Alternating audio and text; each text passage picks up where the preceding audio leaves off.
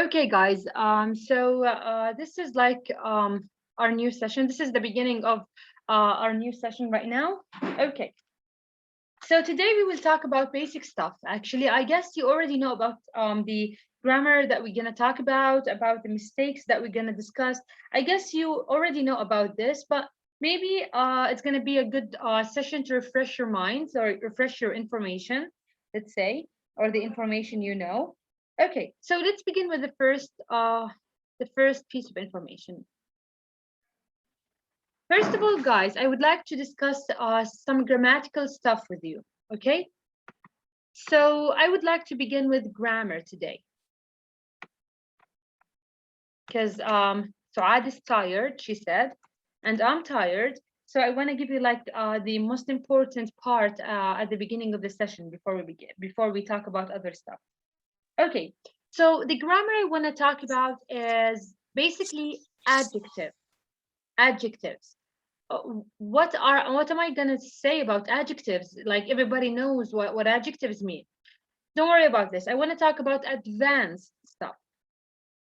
So as you know, guys, sometimes we might have more than one adjective in one sentence. Like for example, as in this sentence, red. For example, racing car. I can say red racing car. So actually, in this sentence, the word red is an adjective, and the word racing is also an adjective. But what actually made me write the sentence this way? Why didn't I say racing red car instead? Why did I actually like mention the color first? Well, guys, this is very easy. You have to practice what I'm going to talk about right now. You have to practice. This is important, easy, but actually, this can be like, let's say, can be noticed in spoken language because, like native speakers don't fall into this mistake. Okay, so the thing is, when you want to actually insert more than one adjective in one sentence, you have to focus on something. The first adjectives you always will place, and by the way, I'm talking about the sequence of adjectives. For example, the first adjective we always write in a sentence is the opinion. If you have more than one adjective and you want to mention all of them in the same sentence, the first adjective you have to place or they have to mention is the opinion, your opinion. Beautiful, ugly, amazing, nice, whatever. So the first adjective you have to mention is your opinion. After the opinion comes the adjective, or let's say comes size. So beautiful, big, for example, small, medium, whatever. You just have to mention the size after the opinion. Can I say like big, beautiful? Well, this can be considered as a grammatical mistake, by the way. Okay, yeah, in spoken language, people won't actually pay attention to this, but in written language, they will. In written English, in formal English.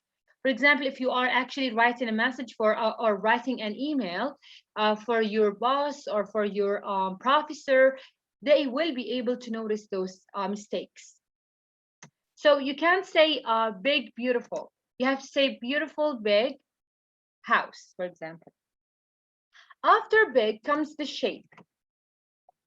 Shape. Okay, and you know what shape means, like square, rectangular, triangle, whatever. You have to mention the shape after the size. After the shape comes a very important thing, which is age. And by age, I mean old, new, modern, those kind like of words. I don't mean like 30 years old or stuff. After age comes color. Color. Red, blue, whatever. So I can say, for example, it's a beautiful, big, square, old red house. I know that's a very long list of adjectives. And actually, it's kind of not kind of, it's actually okay, I'm gonna say kind of because you can't tell for sure. It's kind of impossible to find a sentence that have like more than 3 or 4 adjectives. That would be awkward. After the color, okay, there it comes origin. German, American, British, French, Arabian. After origin comes material, by the way. Wooden, metal, whatever. Copper. Copper means nuhas, by the way. After material comes purpose. Tennis, racing, whatever. And after purpose comes the noun you want to describe. So guys, if I want to, for example, like talk about a car, I can say it's a beautiful big square. Although it does not make sense, but I'm just gonna like insert any shape. Old, red, German, middle, and racing car. So or without and, it's okay because those are adjectives, not like list of stuff you want to mention. So this is how to describe a noun. If you have like more than one adjective, you have to follow the sequence. What if I don't have the size? It's okay. We delete the size. If you don't want to mention the size, for example, it's a beautiful sorry, I mean the shape, whatever. I just wanted to like remove the word square because it did not make sense to me. Okay, so what if I want to actually also delete the shape? It's a beautiful old red German metal racing car or vehicle. So this is how you to describe something using adjectives. This is how to describe some stuff. And you have to follow this sequence. Well, usually in English language, we say you have to start from the general adjective to the more specific one. So you start with the general one. Of course, like your opinion is very general.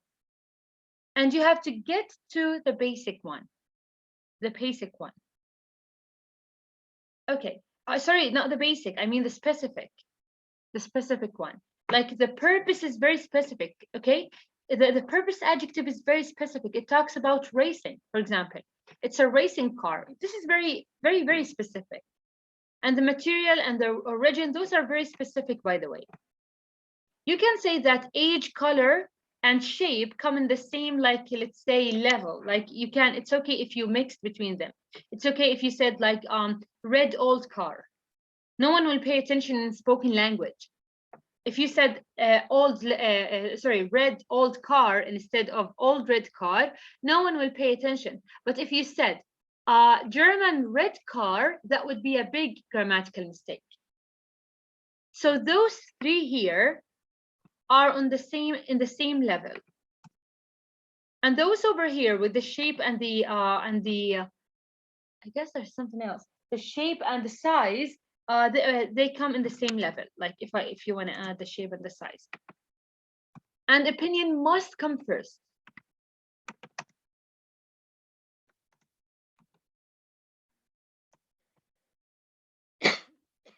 Okay.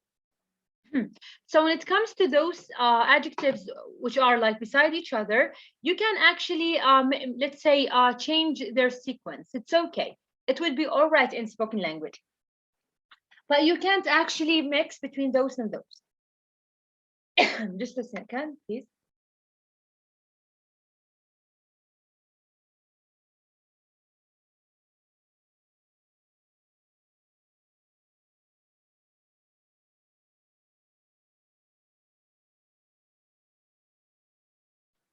Okay, so did you get it? Like, is it easy?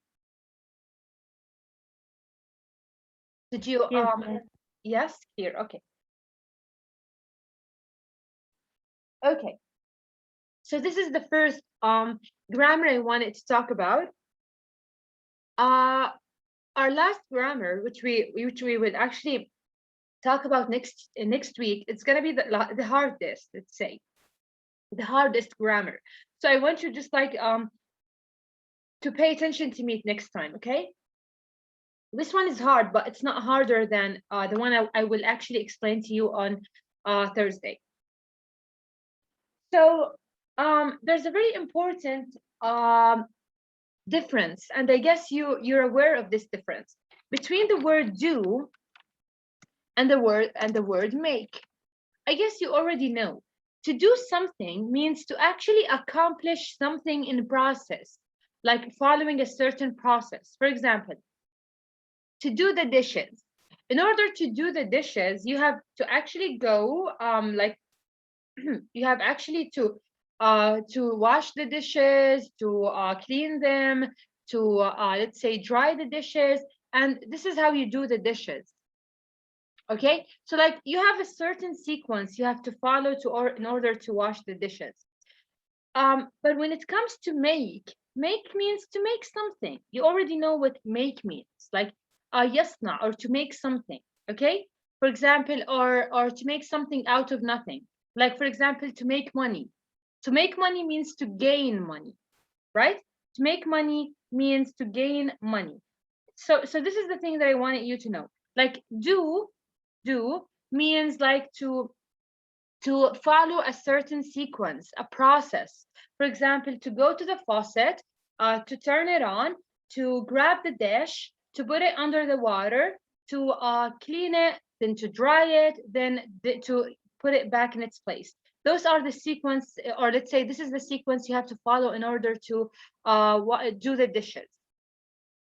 But make is to make something out of nothing, like to make money, okay? To make something, like to make it, يعني تصنع إشي. So this is what we mean by make. But there's something you have to pay attention to. We usually use do with the stuff you actually with your daily routine, let's say.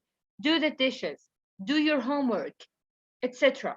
But focus on this, guys. This is very important, by the way. Can I say do my bed or do the bed? What do you think?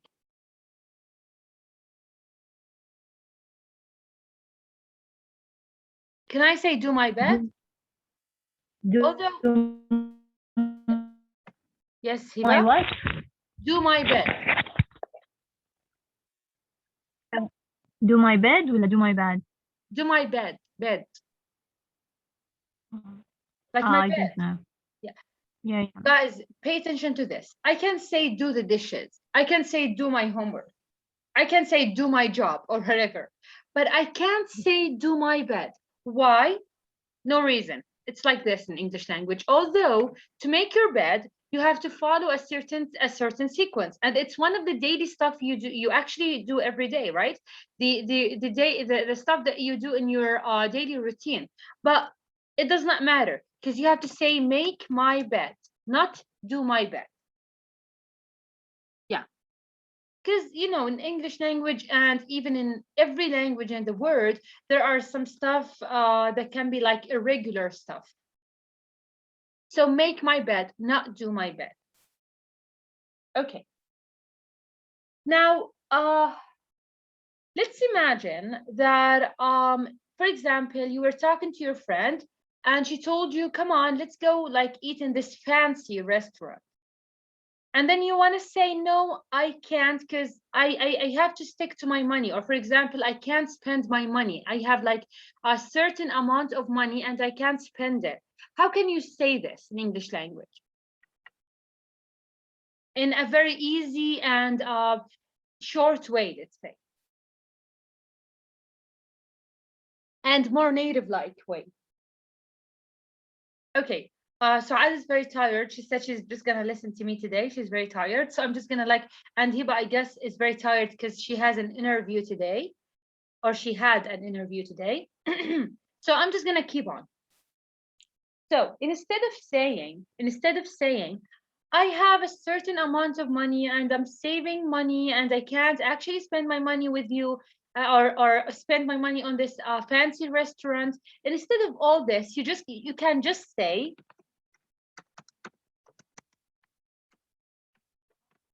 I'm on a budget. I'm on a budget. Yes, that's right. On a budget. Maybe you might like find this awkward because because we're using on here, but this is how we say it. Like, I'm on a budget. Why am I mentioning this to you guys? Because I noticed that so like most of my students don't know this expression, and they don't know how to use it, or how to say that they're saving money but they can't spend like a lot of money now, for example. So this is the best way to say I can't spend money because I'm saving money right now. I'm on a budget. So this is a very important one. Okay, so let's talk now about some mistakes that learners actually do. Those mistakes are very important, and I've noticed that like most of my my students actually fell in those mistakes, or actually do those mistakes. The first one is this.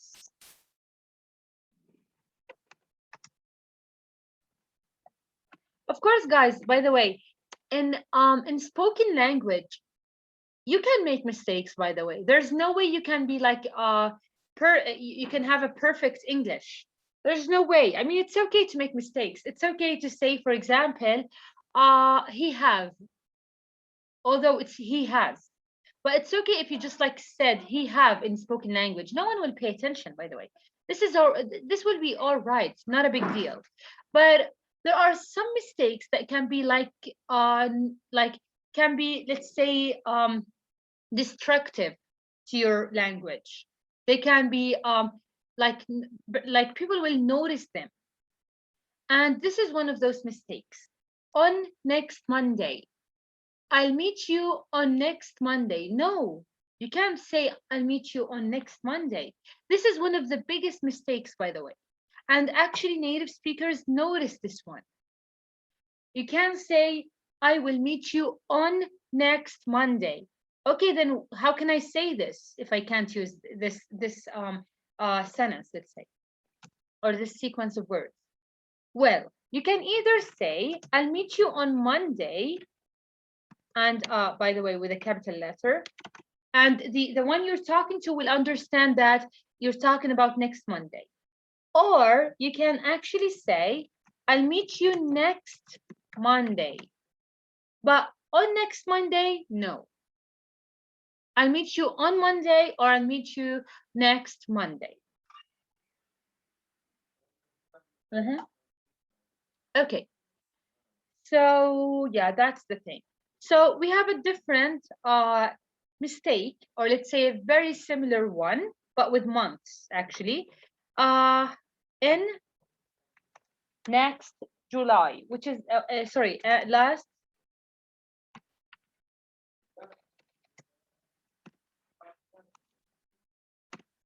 Okay, so you can't say in last July. It's the same mistake, by the way. You can either say in July, or you can say last July. But you can't say in last July. Okay. This is the second mistake I wanted to tell you about.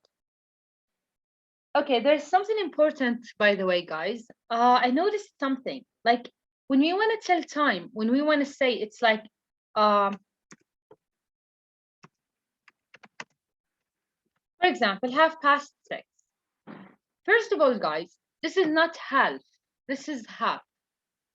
Just like calf. The L is usually, I don't want to say always, because there's no such thing in English language and in all languages. You can't say like this is a rule and it will never change. But usually the L is silent before the F. Just like half, just like calf. But there's something else I want to tell you about actually. I say it's 6:30. 6:30. And I've noticed that a lot of teachers were like arguing with me about this. They were saying that like, no, it's not 6:30. It's 6:30. Okay, so guys, this is not a mistake. This is something I want to just like tell you about, because I don't want you to think that it's a mistake when someone else say it. We say half past 6 in American English, and we say half past 6 in British English. Even my voice have changed. So we can say past in American English, and we can say past in British English. Both of them are the same. They did not change, the same meaning, the same word, the same everything, but different dialect. This is the only thing. And by the way, instead of half past or half past 6, you can actually say it's 6:30. 6:30. And guess what? Like native speakers don't use half past 6. They use 6:30. 6:30 or 6:30.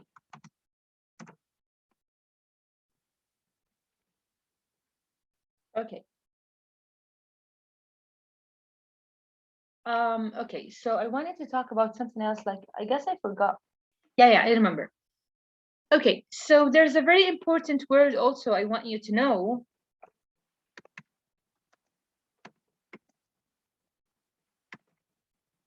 We know the word stick. Stick, it means like when something is very close to something and we can't actually remove it. It's sticking. But the word stick to, for example, stick to your homework, stick to wherever you're doing, stick to your job.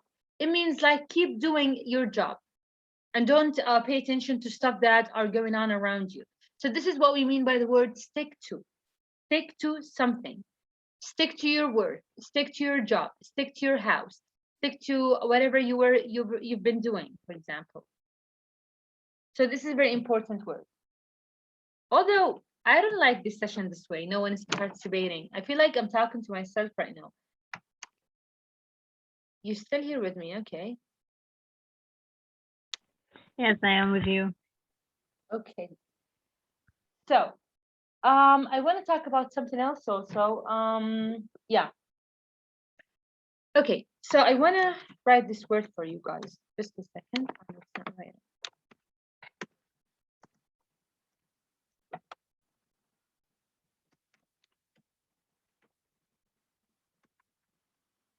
Okay, so this is the word resign. Okay, guys. So usually when we actually find the letter G before the letter N, the letter G becomes silent. Look at this word, resign, resign. So resign means, يستقيل. So resign, or to leave his or her job. So this is resign. The G is silent. Okay, then this means this is resignation, right? No, it's not resignation. This is resignation. Resignation. What's going on over here? No one knows. This is how English works. This is resignation. So this is resign. Yeah? What's the difference between these words? Nothing. This is a verb and this is a noun. Just? That's it. This is Okay. استقال and this one is يستقيل. Sorry, استقالة. استقالة. So this is resigned, like يستقيل. If we added resigned, like استقال and stuff. So yeah. So this is resign and this is resignation. Why do we pronounce the G here? No one knows. This is how English works. And there's another, like a very similar word to this one. You know the word sign, right? Sign can mean like علامة يعني أو it can mean like a sign, like the sign we see in the street. I guess لافتة, yes, maybe, yes. And it can mean like sign, like علامة. So there's a very similar word to the word sign. Signature. Look, signature, signature. I pronounce the G sound. Why? Also, it does not matter. This is how English works, and this is how we are supposed to pronounce this word. Signature, signature. And by the way, this is very similar to the word I told you about before. The word pronounce. This is pronounce, which means to pronounce something. And this one is pronunciation. Pronunciation. This is pronounce يلفظ or pronunciation لفظ. But this is pronounced and this is not pronunciation. It's pronunciation. And by the way, a lot of English teachers fell into this mistake. Fell in this mistake. Like they actually like pronounce this word as a pronunciation, although it's pronunciation. Okay. I wanted to talk about something else also. Oh yeah, just a second. No, let's leave this a little bit. Let's leave it. Okay. I want to talk about something else now. I don't want to forget. I want to talk about this before I forget.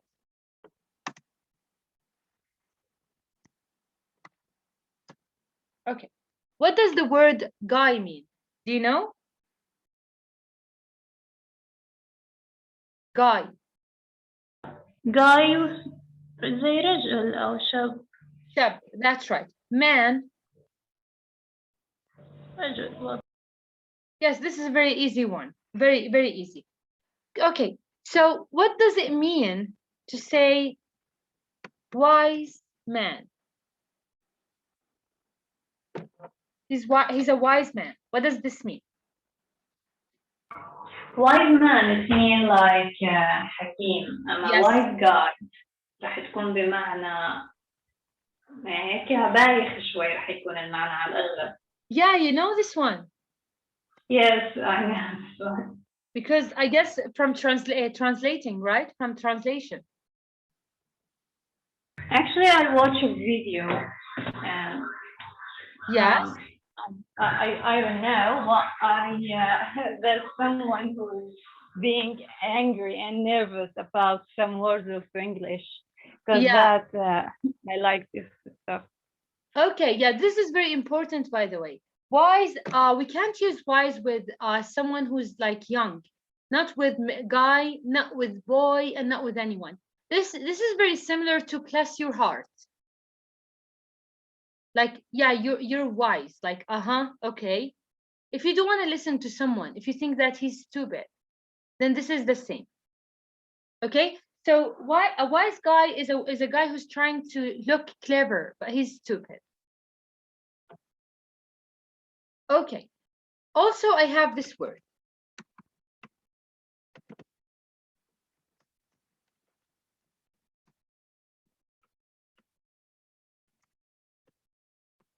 Okay. So what are the differences? The difference actually between those two words.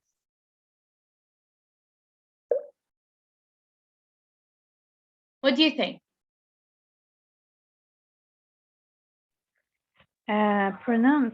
Pronunciation, I think. How? This is hypothesis, and another one is hypothesis, maybe. Excellent. Yes. This one is hypothesis. Hypothesis. And this one is hypothesis. Okay? This one is E here, and this one is E. But why? What's the importance of this difference? Hypothesis means like نظرية واحدة أو افتراضية واحدة. Hypothesis means افتراضيات أو نظريات. So this is plural and this is singular. Is everything clear? Yes. Okay.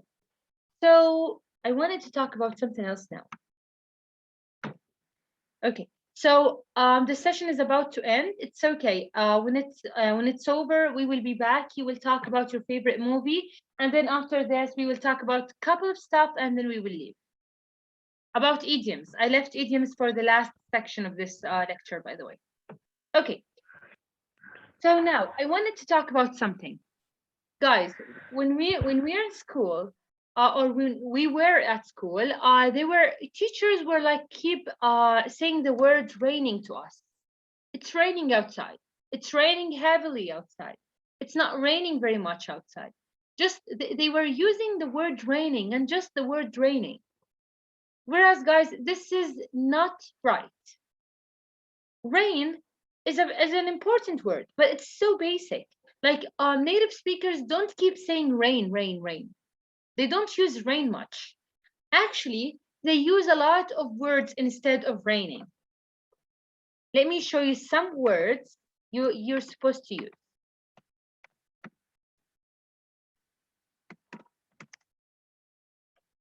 A second.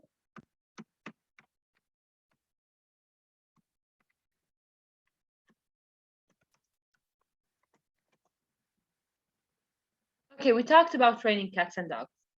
So, have you ever heard of any of those words? I heard the last one and the second one, but The between last one? Okay, so see, and the second. so see, they keep teaching us only one word, like one word, and they want us to learn English. I mean, how can I learn English without knowing those four expressions or those four ways to say rain? It's raining. So yeah, it's raining, that's right, but I can't just keep saying raining. So raining is a good one. But we have drizzling. Drizzling. What does the word drizzling mean? I guess you don't know, so I'm just gonna tell you, right? Because I don't want to waste time. Drizzling means like بتنقط بالعربي.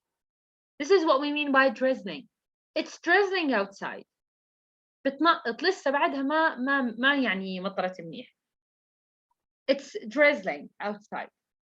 Rain, it's raining. We all know what raining means. And we have pouring. Pouring. This is not powering, by the way, or pouring. It's pouring. Pouring. Like you have to pronounce the past sound correctly. Pouring. Pouring. Pouring means like تمطر, like a heavy rain, let's say. Heavy rain. Pouring. Okay, and we have raining cats and dogs means like it's heavily raining like outside. So يعني raining cats and dogs يعني بتمطر أغزر من pouring. So those are the 4 degrees of raining, of the word rain, let's say. So you can use those 4 words, or let's say those 3 ways to say rain instead of rain, and that would be better and more natural, by the way. You will sound more natural if you use those words. Okay, clear? Yes. Okay. Okay, now I wanted to talk about something else also. I remember. I know I want to talk about this tomorrow. That one is very hard. Okay. So I guess we have to leave from the same. We still have 3 minutes. So let's leave and rejoin again. We will talk about your favorite movie after rejoining, of course. I don't want like the meeting to stop while you're talking. So let's leave the meeting and join again.